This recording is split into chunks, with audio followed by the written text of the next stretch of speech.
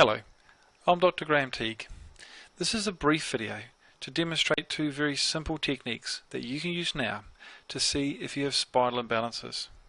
Now it's these imbalances that cause your pain, whether you have low back pain, sciatica, neck or even upper back pain. Now the first test is very simple. All you're doing is looking at your pelvic height. So all you do is look in a mirror and note if one side of your pelvis is higher than the other.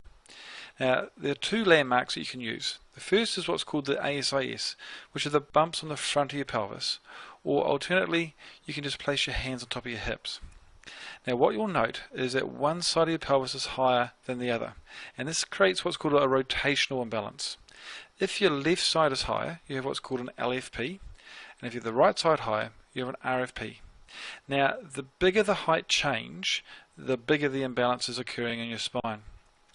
And also you can look at the side view of your posture, and this is what detects what's called a tilt type imbalance, where you can have a sway back where the curve in your low back is a lot greater, or you may have a flattened spine. Now it's the pelvis which is the foundation of your spine, and it's the imbalances that are centered around here that can create pain throughout your spine, causing both muscle as well as joint tension. Now, a second test that you can use, which also confirms these imbalances, is what's called a straight leg raise. So simply lie on your back with your knees bent and then straighten one leg and raise it as high as you can until you can feel a pulling in the back of your leg or in your lower back. And then just repeat this for the other side. Now there are two things that you will note. First that you may find is you can lift one leg higher than the other side. Now if this is the case, then again it confirms that you have a rotational imbalance.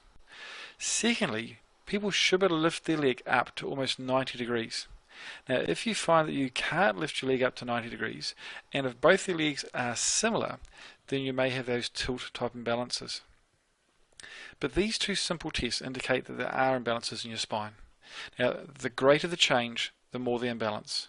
If there's minimal change, then it means that your pain is very simple and very quick to remove. If the imbalances are greater, then pain is still very simple to remove, but it will take a small amount of time to return your spine to balance. But these two tests can be used to detect your imbalances now, but you also can use them to monitor your imbalances. Long-term wise, you can use these same tests to make sure your spine stays in balance, which is important for a long-term future of being